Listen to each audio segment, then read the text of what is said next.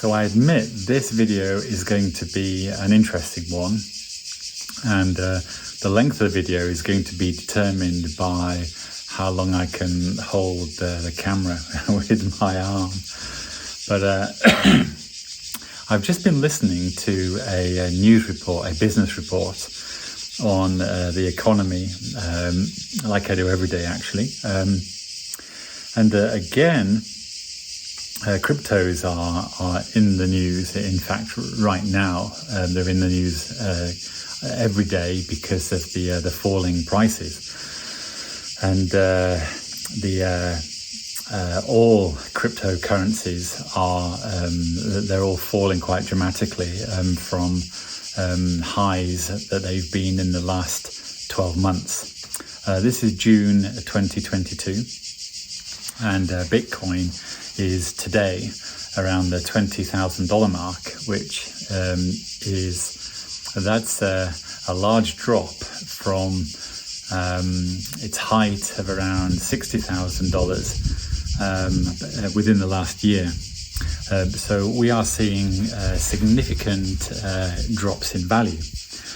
Now, I suppose people watching this video will be fully aware of Bitcoin value and price and what's been happening in the last couple of months. But once again, fiat money, central bank-based money was mentioned.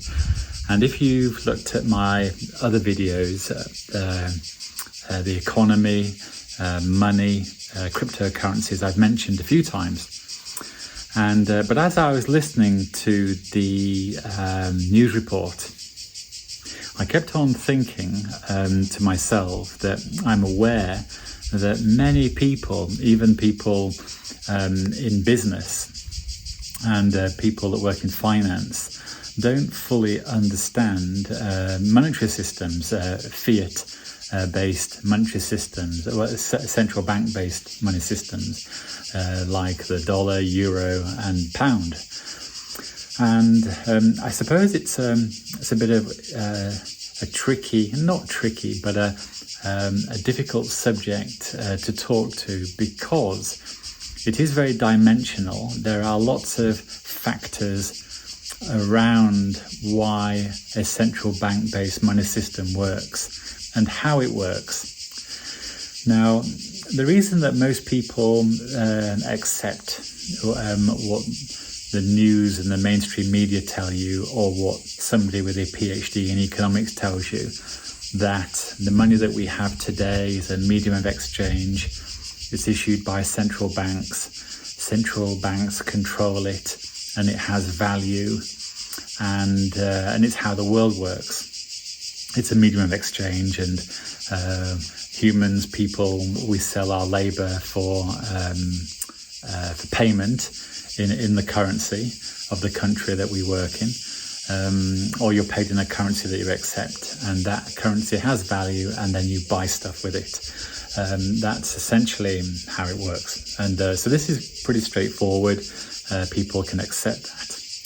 Now, where it gets very interesting, and most of the time people, when I say people, I mean the general public, but I also mean people that work in finance. The actual mechanics of money are not fully known or understood. There are lots of assumptions made about how it works, and those assumptions tend to be something that is muddled, or you end up thinking, well, that's just how it works, we accept it. But in actual fact, how central bank-based fiat money works is via the control of it, the control of the amount of it in circulation. Now, I suppose that on the face of it might sound obvious to some people. It may not. Somebody might have heard that said before, but you won't necessarily have an understanding of what it really means.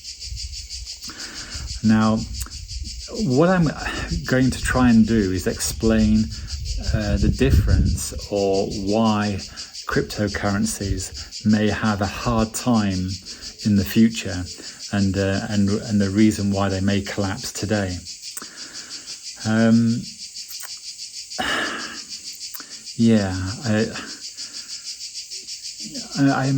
trying to think about what style is best for this type of video. Okay, so essentially the difference between a cryptocurrency and fiat-based money, so the dollar, pound and euro, is the currencies that we have in use, that we earn and we pay our bills, we pay tax in. Those currencies are controlled by a central bank, and to a large degree that central bank has a lot of control over that money and its perceived value. If you like, the central bank controls the mechanics of how money works, for the population that use it, for the people that use it. Many times the government will be seen to have control over the central bank. And I'm just going to say for this video that it is my opinion that most of the time the government doesn't have control as such. It certainly has some influence, and it has some perceived control. I wouldn't really call it absolute control, because people at the central bank, they are the people tasked with making sure that the money works and it retains its value. Now, this is why when the news media mention interest rates and they talk about gross domestic product and they talk about quantitative easing and quantitative tightening, and what they are really describing there are the knobs and levers of how they as an institution control the value of money in circulation. And it's their business to ensure that the control of that value is maintained, because that is how the world goes round, and it stabilizes the economic environment. It stabilizes the value so people can go to work and pay their mortgage. So that's the reason that that's important. It's the reason why these words are mentioned in the news. And these are, roughly speaking, the knobs and levers. Now, a cryptocurrency really is a thing that came from the progression of technology, of cryptography, of software technology and the internet. That's the technology environment that allowed cryptocurrencies to exist, and it's why they were born. Well, it's how they were born. But essentially, a cryptocurrency is not a money system. It's not a central bank-based money system. It's not a fiat money system. It isn't actually a money system at all. What it is a digital thing that people have attached value to. And the real claim of a cryptocurrency is that it has value because you can't copy it. It's safe and secure, and there are only so many. I'm mainly speaking about Bitcoin there. Now, so in actual fact, the value of a cryptocurrency to a large degree is all perceived, and it's not really controlled by anyone. That value is only perceived by the people that want it to have value and are prepared to pay money for that perceived value. Now, what I'm also describing is the fundamental mechanics of a pyramid scheme. Now, I know that the second I mention pyramid scheme and cryptocurrency in the same sentence, a lot of people might be cross with me because they won't want to see it like that. But I have to be honest. So this is my own opinion, and my own honest opinion is that to a very large degree, all cryptocurrencies are essentially pyramid schemes, because their value is only obtained via the willingness for someone to part with cash for the digital thing, and that value really only increases via more people paying cash for it.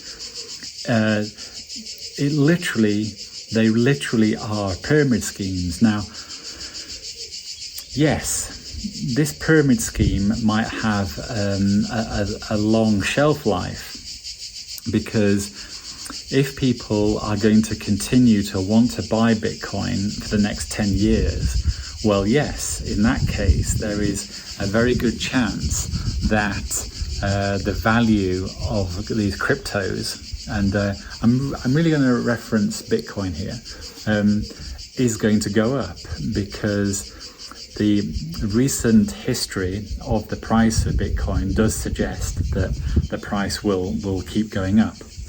But that's only as long as the environment or the crypto space, the Bitcoin environment, remains in favor with the people that support it and want to use it as an investment vehicle.